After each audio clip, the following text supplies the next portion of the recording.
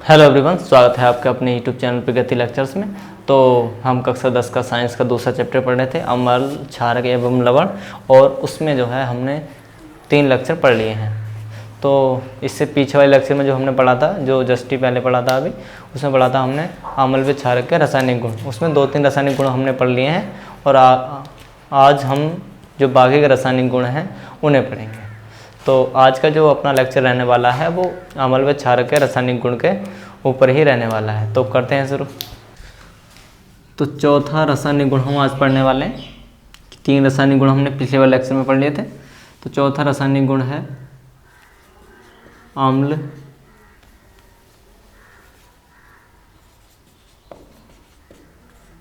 व क्षारक। अम्ल व क्षारक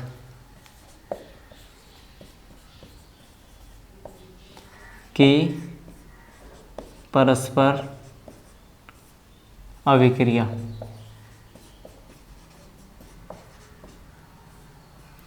कि अम्ल व क्षारक परस्पर अभिक्रिया करते हैं तो क्या बनाते हैं। ठीक, तो देखते हैं क्या बनाते हैं। तो देखो, अम्ल प्लस क्षारक अगर रिएक्शन करेंगे तो बनाएंगे लवण और साथ में क्या बनाएंगे, जल।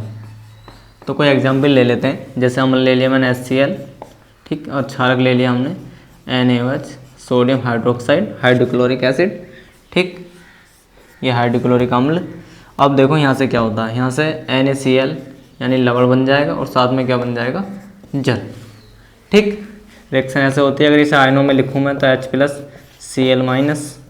प्लस Na+OH-, ठीक, और NaCl और H2O।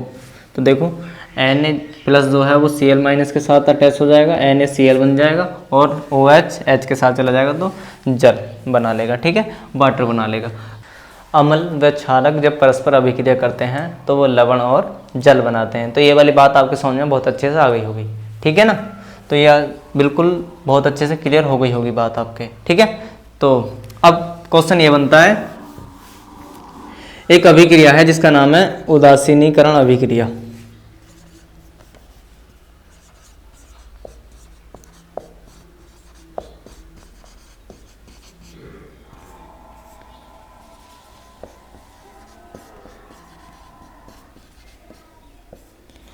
अब ये उदासीनीकरण अभिक्रिया क्या है, नाम से समझो। उदासीन यानी किसी को उदासीन करके अभिक्रिया हो रही है, उदासीनीकरण अभिक्रिया। या फिर इस अभिक्रिया में क्या हो रहे होंगे, उदासीन हो रहे होंगे। जैसे अब समझो मेरी बात को ध्यान से। जब अम्ल व क्षारक पर अभिक्रिया कर रहे हैं, ठीक, तो क्या हो रहा है, देखो H+OH- के यानी प्लस माइनस के साथ जा रहा, एक दूसरे का आवेश को खत्म कर रहे हैं तभी तो जल बन रहा है। और Cl- Na+ के साथ जा रहा है तभी क्या हो रहा है, NaCl बन रहा है, यानी आवेश खत्म हो रहा है, एक प्रकार से उदासीन हो रहे हैं। तो ऐसी अभिक्रिया जिसमें अम्ल व क्षारक परस्पर अभिक्रिया करके लवण और जल बनाते हैं, तो ऐसी अभिक्रिया उदासीनीकरण अभिक्रिया कहलाती है। या फिर दोबारा सुन लो, अम्ल व क्षारक परस्पर अभिक्रिया करके एक दूसरे का प्रभाव को खत्म कर देते हैं और जल तथा लवण बनाते हैं, तो ऐसी अभिक्रिया उदासीनीकरण अभिक्रिया कहलाती है। तो ये वाली बात बहुत अच्छे से समझ में आ गई होगी। तो अब उदासीनीकरण अभिक्रिया की डेफिनेशन लिख दे रहा हूँ यहाँ पे। तो देखो, जब अम्ल व क्षारक परस्पर अभिक्रिया करके लवण तथा जल बनाते हैं, तो ऐसी अभिक्रिया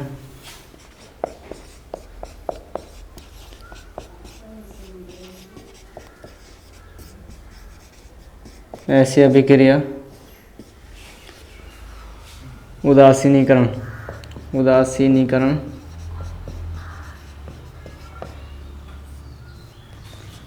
अभिक्रिया कहलाती है।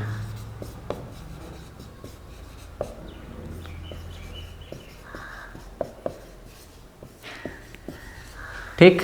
तो जब अम्ल व क्षारक परस्पर अभिक्रिया करके लवण तथा जल बनाते हैं तो ऐसी अभिक्रिया उदासीनीकरण अभिक्रिया कहलाती है। तो ये अब नीचे लिखूंगा इसके में, जैसे अम्ल प्लस क्षारक और बनाएंगे क्या, लवण और जल। ठीक है, कोई भी एग्जाम्पल लिख दो अम्ल व क्षारक की अभिक्रिया का। ठीक है, लवण और जल ही बनाएंगे वो। और ठीक है, तो देखो ये एग्जाम्पल नीचे भी लिख सकते हो आप, HCl। ठीक है, मर्जी तुम्हारी है, NOH की जगह KOH भी ले सकते हो, KOH ले लो यहाँ पे। तो देखो यहाँ से क्या बनने वाला है, KCl बन जाएगा और साथ में क्या बन जाएगा, वाटर बन जाएगा। ठीक, क्या बन जाएगा, वाटर। तो ये वाली बात बहुत अच्छे से आपके समझ में आ गई होगी कि जब अम्ल व क्षारक परस्पर अभिक्रिया करके लवण और जल बनाते हैं तो ऐसी अभिक्रिया उदासीनीकरण अभिक्रिया कहलाती है। तो अब आगे बढ़ते हैं नेक्स्ट रासायनिक गुण। तो उसके लिए इसे मिटा दूं पहले मैं।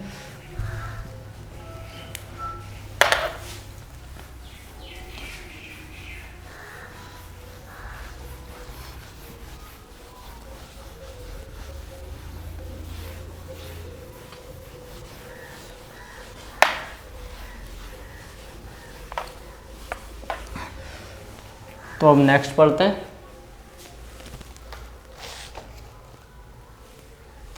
तो अगला रासायनिक गुण पढ़ते हैं,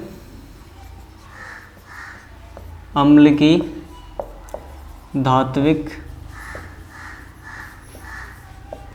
ऑक्साइड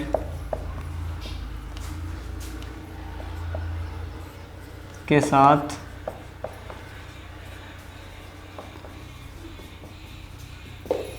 अभिक्रिया।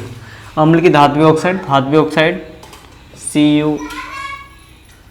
CuO MgO।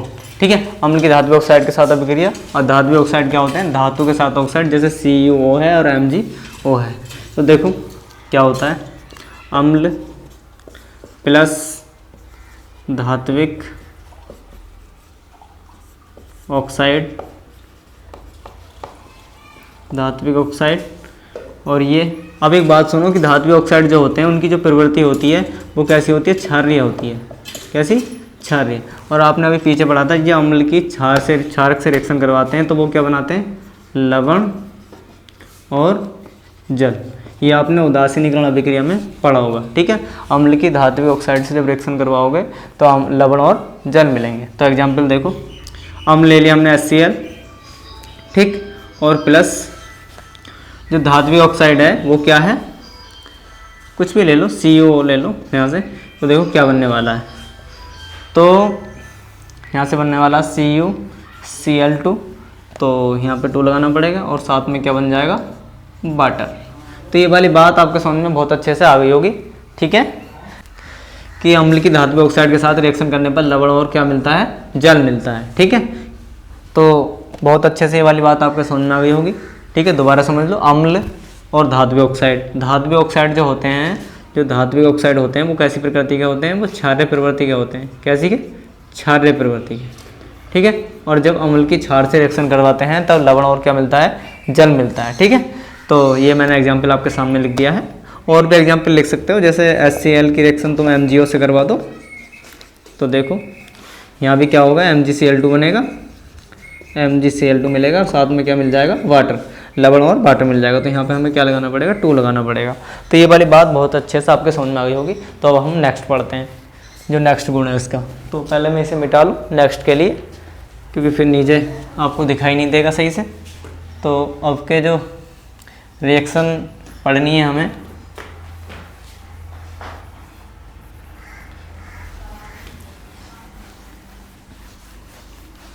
वो क्या पढ़नी है, आपकी जो रिएक्शन पढ़नी है हमें,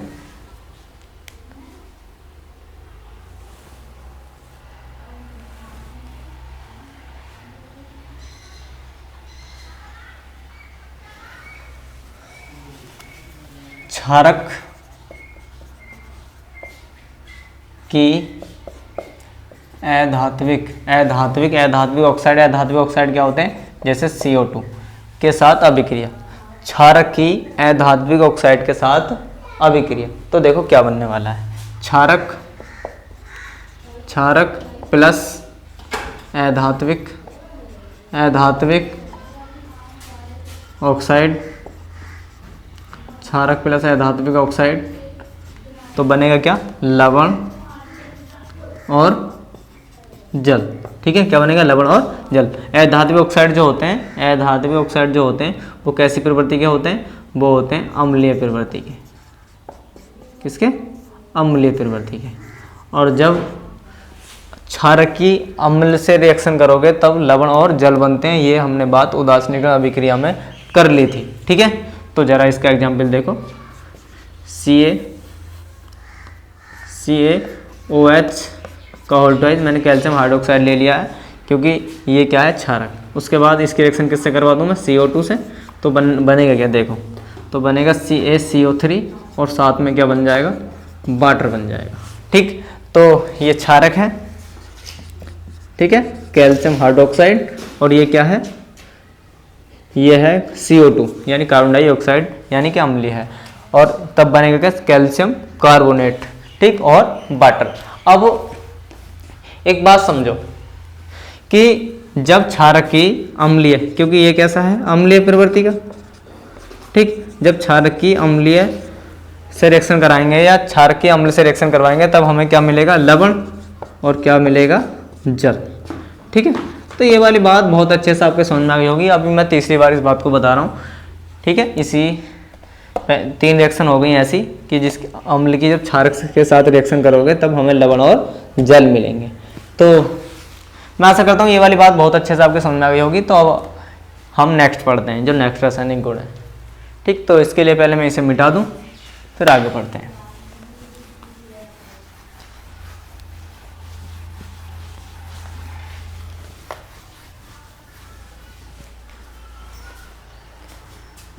जलीय विलयन में अम्ल तथा क्षारक, जलीय विलयन में अम्ल तथा क्षारक कैसे रिएक्शन करते हैं या फिर क्या होता है जलीय विलयन में डालने पर अम्ल और क्षारक को। तो देखो जरा, अब जैसे ही तुम देखो, हम पहले मैं अम्ल की बात करता हूँ।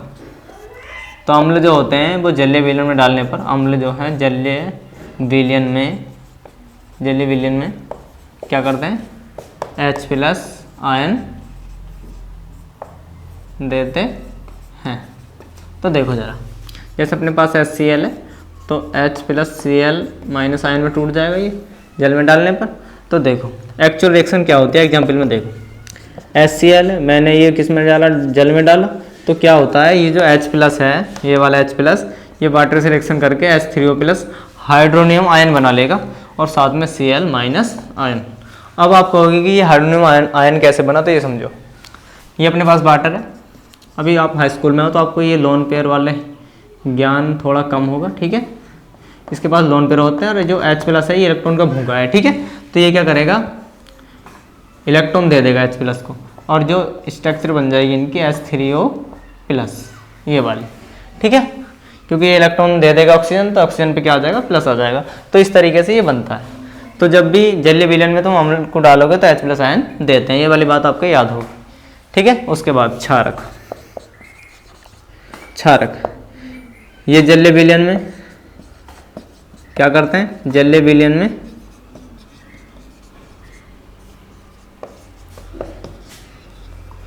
OH- आयन देते हैं, जलीय विलयन में OH- आयन देते हैं ये। ठीक है, ठीक, तो देखो जरा, जैसे मैं तुम्हारे सामने एक क्षारक ले लेता हूँ NOH, और इसे जैसे जल में डालूंगा तो ये क्या करेगा, Na+ और साथ में OH- आयन दे देगा। ठीक है, तो ये वाली बात बहुत अच्छे से आपके समझ में आ गई होगी। ठीक है, ये मैं आपको पहले भी बता चुका हूँ। अगर वीडियो अच्छी लगे तो वीडियो को लाइक करो और चैनल को सब्सक्राइब करो। धन्यवाद।